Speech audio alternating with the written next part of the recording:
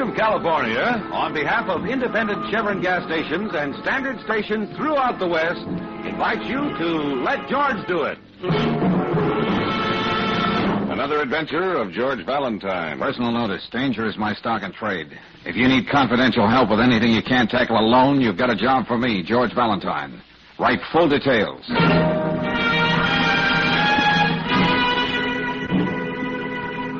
Dear Mr. Valentine, no doubt you have heard of me.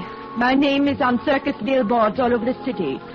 Martha Devorak, the most glamorous trapeze artist in the world.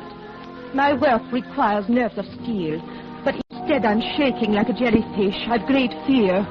Fear for my life, and cannot go to the police. Do not trouble to answer this. I will not take no for an answer. For an answer. I may even be in your office before you receive this letter. Oh? So be sure to expect me. Signed Martha Devorak. Well, the young lady on the flying trapeze has a quaint way of setting up her words. And have you seen those posters, George? I bet there isn't a male in the audience who doesn't sit there wishing Martha would fall into his lap. That's a very charming thought. But I wish she was more specific about this great fear for her life. Well, I'm giving odds there's a rejected suitor involved. Oh, come on, woman. Stop acting like a woman. If you read the tabloids, darling, you'd know Martha's left quite a trail of broken hearts. A femme fatale, huh? Mm-hmm. Very interesting. I am Martha Devorak. Ooh. If you are Mr. Valentine, please ask this young lady to leave. We want to be alone. Oh, now look, Mr. Frank, this is Miss Brooks, my assistant. You have no objection to being alone with me? Besides, that is the only way I will discuss this business. Oh, honest, Mr. Devorak, I'm over 21, if that's what you're worried about. Well, Mr. Valentine. Am's great, Brooksy. Huh? See you later. Well, now, Mr. Warwick, what can I do for you? First, you can call me Martha. Oh, how nice. Martha. Well? From now on, until the death-defying Devoraks leave here, you must be with me at my side all the time. Oh, now, wait a minute. That's a tall order, Martha. Here. Read this note. Huh? Get $5,000 in small bills and wait for further instructions. You will either pay or meet with a bad accident. Don't take this to the police. You are being watched. Well, that's certainly to the point. So you see, I'm helpless, George. I'm like a little girl in a bad dream. Yeah. And as I get it, you want me to act as your bodyguard. Yes. You will bodyguard me every minute. Look, why don't you stick close to your family, the other death-defying Devoraks? They wouldn't let anything happen to you. My family. They're not my family at all. Oh, well, live and learn. It just looks good on the circus posters. The three others. Sometimes I think they hate me. Oh, they're jealous. They know the people come to see me and not them. I see what you mean. I do not even stay at the same hotel with them. I've rented a little house up in the canyon. Well, look, this may turn out to be just a crank note. The words are all cut out of magazines and newspapers. Somebody wishes to see me die, crushed, defeated. You would not let that happen to me, would you, George? Oh, now, look. You will bodyguard me. I will be so grateful. Many dollars grateful. Oh, well, okay, it's a deal. You've convinced me. Oh, that is wonderful. I think I will kiss you. Huh? No, I will not even think. I will kiss you. Oh, no. Wait a minute, Marty. You're... Oh, please, Marta. I'd rather have you as a friend. Oh, you're cute, George. Always you joke. Yeah. Now, what are your plans for the day? I have a rehearsal right now at the circus. Will you meet me at the matinee? Yeah, I'll be seeing you. Come early so you can see my act. Oops, sorry. Of course, you were not listening at the door. Oh, of course I was. In fact, I was peeking through the keyhole. Really? Au revoir, George. Yes, so long. Well, Casanova? Oh, that kiss. Well, you know, Brooksy, these artists, so impulsive. Nice fight you put up. George. Oh, no, Angel, it's all business. Well, if you think I'm going to let you traipse around with that high-flying she-wolf, I'll be on your heels every minute. Oh, now, Brooksy, you can't do that. Oh, can't I? From now on, I'll be known as the Shadow. Oh.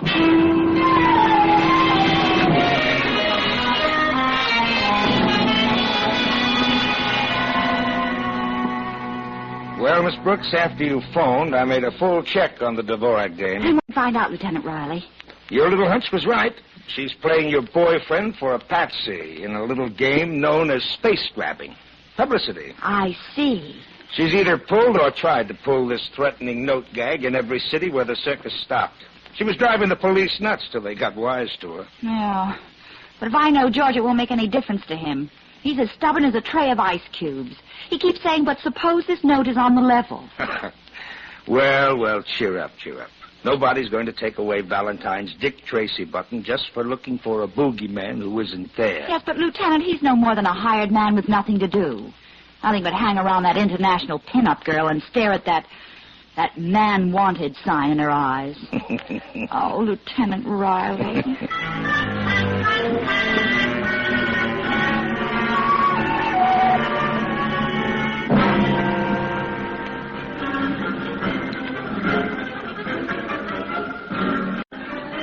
I know it's almost time for your act to go on, Mr. Devorak. Whatever you want to know about little Martha, I can tell you, Mr. Valentine. People think I'm her father. Well, I am her father confessor, her teacher, the great Leo Devorak, who taught her everything she knows today. Yes, but about that note... I'm heartsick about Martha. After everything I've done for her, she's thinking of leaving the act and going to Hollywood. The thought is not easy to bear. But, of course, I wish her all good luck. Of course I do.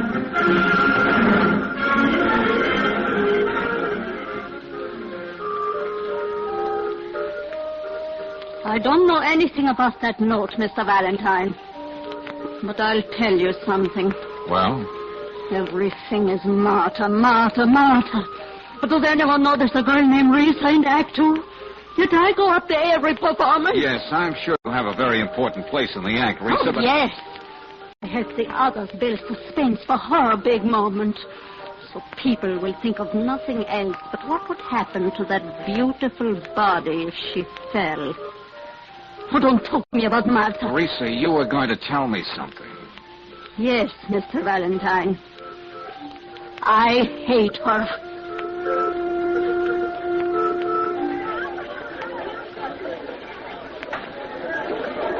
Yes, Mr. Valentine. I'm the one who catches Martha up there. Yes, Dorian, Leo told me. I have your life in my hands. One little slip, an accident, no one would know the difference. I tell her that when she makes a fool of me, goes out with other men, she just laughs. She knows I could never hurt her. I love her too much. Well, Dorian, you still didn't tell me if you know who might have sent her that letter. Letter? Oh, I'm sorry I know nothing about it. Now, if you'll excuse me, our cue is coming up. George, I've been talking to Lieutenant Riley, and I was right. That woman's a phony. This is a publicity stunt. Okay, Brooksy, okay. So I'm playing the fall guy in a publicity stunt. Mm-hmm. But it would make it a lot easier if you'd stop following me around. Oh, George. Oh, all right, come on.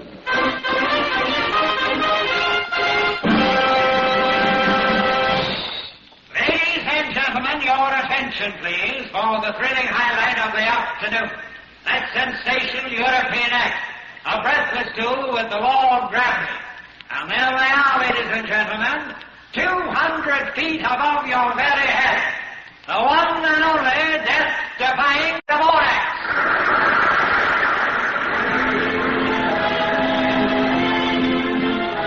First, the beautiful Martha Devorak herself, spinning twice through the air from father to brother.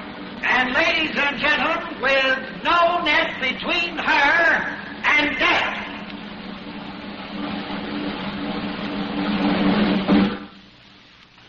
George. Oh, George, he's dropping her. Oh, look at her with one hand. Hey, somebody lower this trapeze. Oh, George, he can't look.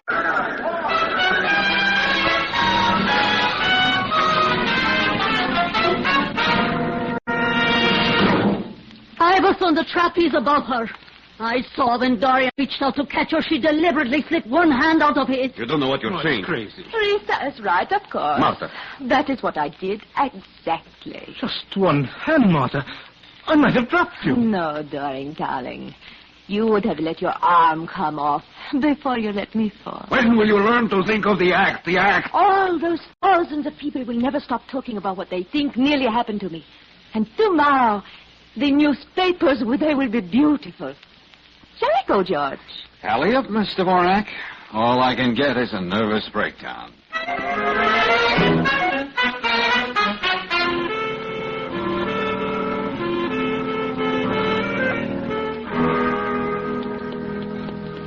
I just love camping out in the lobby of your apartment house, darling. I suppose you think you're cute giving me the slip tonight. George, why have you got your hand over your eye? Oh, it's nothing. Well, let me see. Okay, nosy, look. Uh-oh. Uh-huh. A black eye, an overgrown mouth. Oh, I can see that, but where did you get it? Well, it seems someone else besides you decided to follow me. Oh? And after I dropped Marta off at the canyon, he caught up with me. Who's he? Oh, I don't know, Angel. I was tripping gaily past a dark alley, and I encountered a king-size fist. Well, I wouldn't put it past Marta to have someone pop you like that, just to keep you interested till the circus leaves town. Well, Brooksy, you'll be happy to know I told Marta I was off the merry-go-round. Well, it took you a week to say uncle, but congratulations. George. Uh-oh, the call of the wild. Now, don't tell me. Is it fire, flood, or pestilence? Another note, George. Oh, no. Found it in my mailbox. Look, Marta, dear, won't your bodyguard's black eye get you enough space in the papers tomorrow? What? Oh, George, I was so upset. I did not know. Yeah. Got a spare filet mignon in your pocketbook? Okay, what about the note? Here. Well, what do you know? So far, you have obeyed instructions. We know there is no circus tomorrow, so be at your house with the $5,000 and be there alone. But, George, I cannot be alone. I'm too frightened. Pardon me for being cynical, but you don't frighten easy. Am I supposed to forget what you did on that trapeze to get another publicity story for your scrapbook? But I'm so sure something terrible would happen to me. Frankly, Marta, I don't believe a word you've told me. Hallelujah. George, how can you say that? However, Yes? I will stay with you out at the canyon tomorrow. But you just said you didn't believe a word I know, she... Brooksy, I know. But you see, I've had one eye closed for me tonight. Well? Well, strangely enough, I'm beginning to see things a lot clearer now with the other one.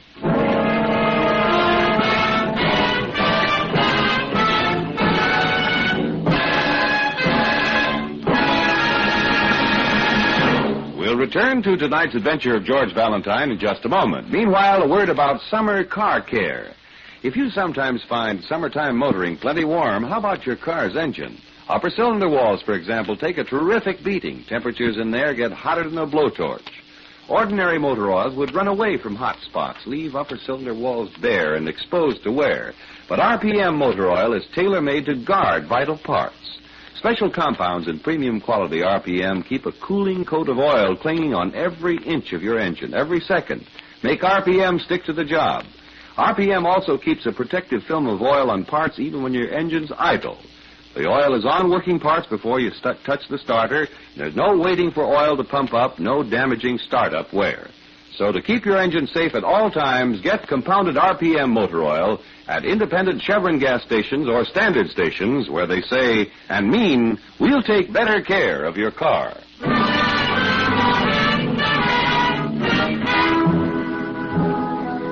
And now back to tonight's adventure of George Valentine. Well, George was convinced that Marta Devorak, glamorous trapeze artiste, hired him as a bodyguard strictly for the sweet uses of publicity. Then a black eye, administered in the darkness by a person or persons unknown, strangely enough, opened his eyes to something that still remains to be seen. At any rate, George is back on the job. And he and Marta are alone now in her house on Canyon Road, just outside of town. Look, Marta, stop waving that $5,000 around like cigar coupons. It makes me nervous. Oh, I just thought I would have it ready for those people so there would be no unpleasantness. Yeah. How is it that last night you were quaking in your little open-toe sandals and today you're a blithe spirit? How can I be afraid of anything when you are so near me? Yeah.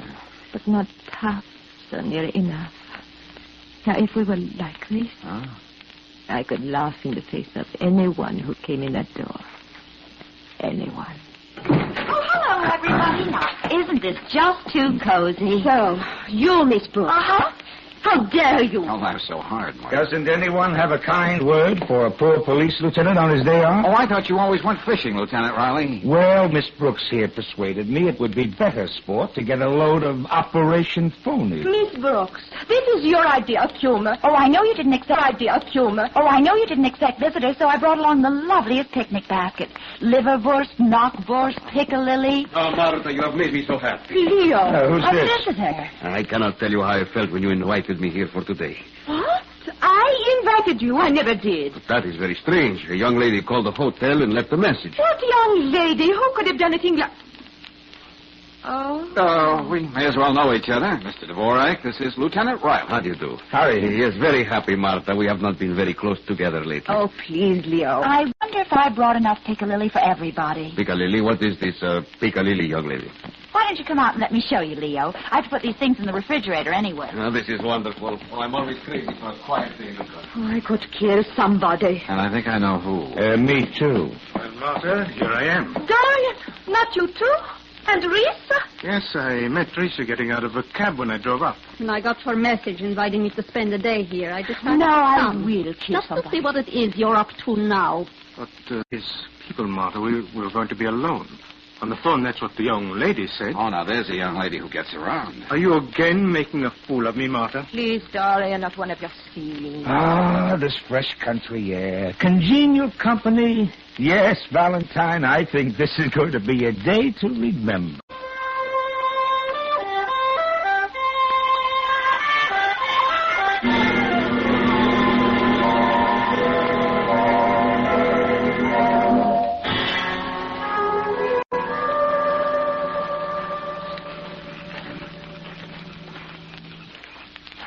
George, I will not go back into that house. Oh, now, Martha, that's not being a charming hostess. It is already evening and they just sit there. Well, that should be all right with you. Have you forgotten that note? There's safety in numbers, you know.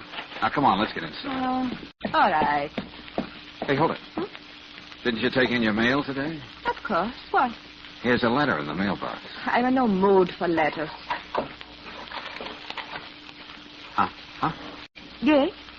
Another one of those little love notes. It's silly. Impossible. Yeah, but here it is.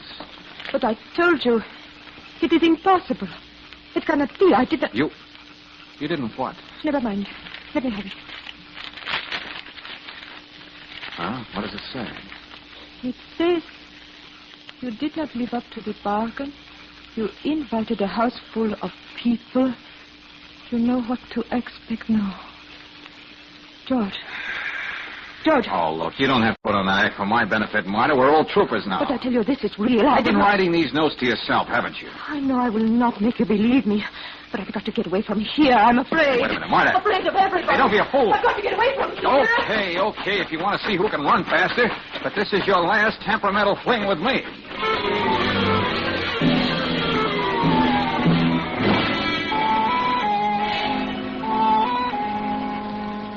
Oh, look, Miss Brooks, look. I pounded the beat for 15 years before I became a lieutenant. My feet hurt. They're killing me. Come on, let's get back to the house. But Lieutenant George and Maud have been away so long, I'm really worried. Yeah, worried they're smooching somewhere. Oh, maybe George was right, and those notes weren't phony. Anything connected with that dame has to be phony. Now, come on, let's get back to the house. Oh, okay. Well, let's take one look up here in the lemon grove. All right, but take it easy. Wait till I put the flashlight on.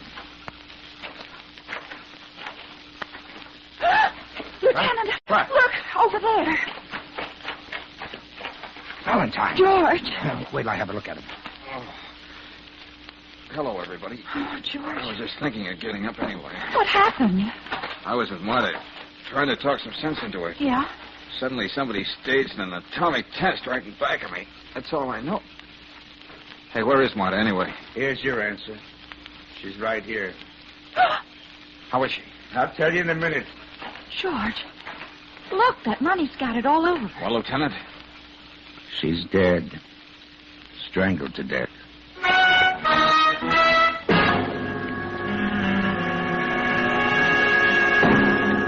Okay, the holiday's over now. Now you better get ready to answer a few questions. George, you want me to get you something for your head? Yeah, no one, Brooksy. Well, we'll start with you, Leo. You admit you were out of the house when someone ran berserk in the lemon grove. Yes, I began to worry about my little Martha. I walked everywhere looking for her. She meant so much to me. Oh, admit it, Leo. You knew that without her there would be no act. That's all she ever meant to you. Didn't you happen to be outside too, Risa? What have you got to say? I can afford to be frank. I kept walking and walking, trying to forget how much I hated her. As long as we are all being so honest. Dorian, why do you not tell the lieutenant what you were doing out of the house? Tell him how jealous of Martha you always were. Well? Why not? Everyone knows about it. I loved Martha, and I was jealous of every move she made. Jealous of every moment except when she was flying through the air, her hands reaching for mine, depending on me of all men. I would never see her hurt. You remember when she said that, Valentine? Yeah, I remember. What about the question, Dorian? Why did you leave the house? Where did you go? Looking for Martha. We didn't have a minute together all day. She was always with Valentine. Oh, fine. Everybody's out for a walk when mayhem breaks out. You aren't even listening, George. Doesn't any of this interest you? Brooksy? What are you doing with your nose in that magazine? Oh, it's the show world. Huh? I've learned some fascinating things from it. Oh, meaning what? Well, for instance, Brooksy and you were right, Lieutenant. Martha did send herself those 2 notes. You mean 3 notes, don't you? The 3rd note was the real McCoy, Lieutenant. Eh? The business. What? And you found that out just looking at Martha's legs in that magazine? Well, in a way, Brooksy. Now, here. Just take a look at these 3 notes. I'm all eyes. What about them? All addressed to Martha Devorak. Yeah, Canyon Road 58. Canyon Road 58 and 58 Canyon Road. That's a what? Now, take a close gander at this 3rd note. The words for it were cut out of this page of the Show World magazine. Well, so Oh, what? that's right. I turn over said page, and presto, we have a full-page photograph of Martha herself. Yes, one of the most beautiful she ever took. But what are you trying to say, Mr. Valentine? This magazine was sent to Martha.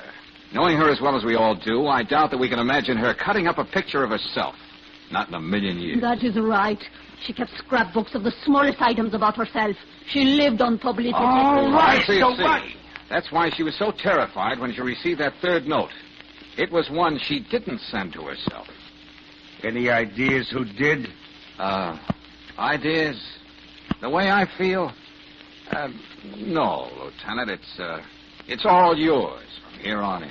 Stepping aside, George? That roughing up you got must be more serious than I thought. You sure you're all right? Oh, well, gosh, I don't know, Brooksy. I'd better find out. Now, when I was a kid, every time I fell out of the apple tree, my mother used to say, George, there's one sure way of telling if you're still all right in the head. Hey, what is this? Yes, this is no time to hear what your mother used to say. Yeah, Georgie, she'd say, just try to remember the Mother Goose rhymes I taught you. Please, Mr. Valentine, how can you make jokes now? Now, let's see if I can remember. Now, how does that one go again? Which one, darling? Well, you know, Mary had a little lamb. Its wool... No, that's fleece. The fleece was white as, something or other. And wherever the little lamb would go, Mary'd be sure to follow. Oh, that's very cute, George, but not quite the original. Oh. Say, if I can't remember a simple nursery rhyme, I must be pretty bad. Hey, wait a minute. I'll try another. Why must we stand here and listen to this man talk and say nothing? That is right. Take it easy, friends. Take it easy. We'll have to wait till the coroner's through anyway. Go on, Valentine. Go on. I'm willing to wait for you to make sense. Yeah, well, I'll try. Little Miss Muffet sat on a puppet? No. A roffet? No, that's not it. Hey, Tuffet. That's it. Tuffet. Munching? No. Chewing? No, that's not it either. Eating her... Her curds and whey. Curds and whey. Any schoolchild knows that, you fool. Now, let's stop this farce. You seem to forget Martha has been killed tonight. No, Dorian, no one's forgetting. You staged it too well. Valentine? You know better than to say that. All right, Valentine. I've been patient up till now. Come on, give. Tell me, Dorian, do you come from Wisconsin, Brooklyn, or Georgia? Not that concerns you, but I was born in Switzerland. I've never been in America before this tour. Did all the school kiddies in Switzerland learn about Little Miss Muffet and her curds and whey? Well, I don't know. I suppose so. No European kid would know about curds and whey. And I think it'll be a pretty simple matter to prove you were born right here in America. No, All right. What of it? I went to school in Switzerland. I pretended to be a foreigner for professional reasons. There's nothing wrong about that. When you were a kid here in America, you learned more than nursery rhymes. When you addressed an envelope, you were taught to put the number of the house before the name of the street. That's something you never forgot. It stuck with you. And that's just what's going to hang you. Let's have that in nice, simple language, Valentine, huh? The kind a jury will understand. Okay, Lieutenant. The first two notes, the ones Marta wrote to herself, read Canyon Road 58. The third one she found tonight was written by Dorian, the only one in the troop not European. It read 58 Canyon Road. The number before the name of the street, Lieutenant. American style.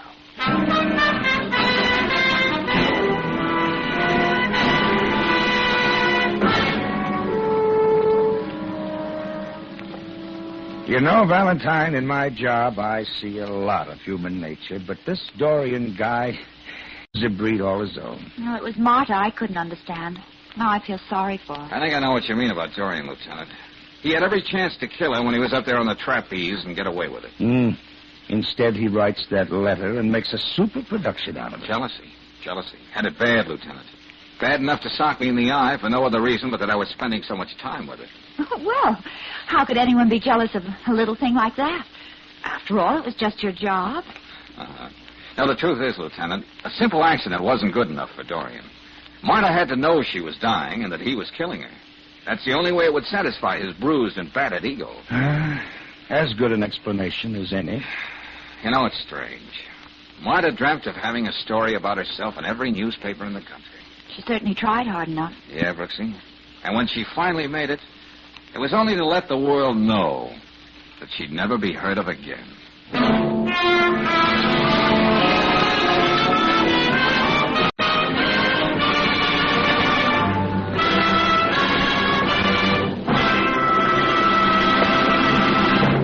If your car's battery has been acting like a mule, temperamental and balky, here's an easy way to cure it. Have your battery serviced at a standard station or independent Chevron gas station. They'll inspect the water level, cables, terminal clamps, and test the battery's condition. And they'll be frank. If it just needs a charge, they'll tell you. If your battery's really on its last legs, they'll explain how a new Atlas battery can save you money.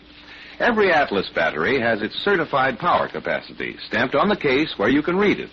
And you'll find these capacities meet or exceed standards set by the Society of Automotive Engineers. The longer-lasting starting power of Atlas batteries, by the way, is backed by a written warranty honored everywhere by 40,000 Atlas dealers. Independent Chevron gas stations and standard stations are glad to service your battery, proud to offer you an Atlas battery when you need one. That's why they say and mean, we'll take better care of your car.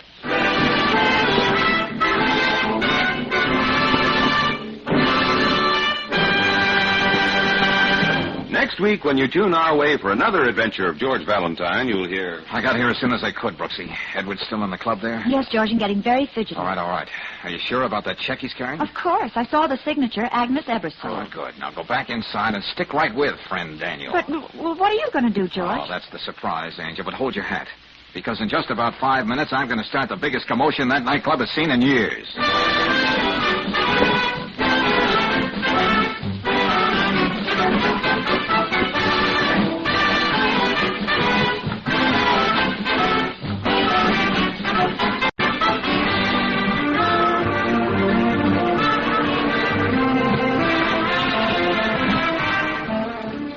Tonight's adventure of George Valentine has been brought to you by Standard of California on behalf of independent Chevron gas stations and standard stations throughout the West.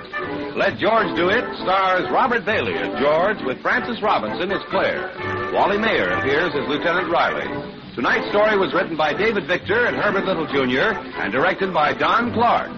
Also heard in the cast were Gene Bates as Marta, Louis Van Ruten as Leo, Don Diamond as Dorian, Peggy Weber as Rita, and Dick Ryan as the ringmaster. The music is composed and conducted by Eddie Dunstetter.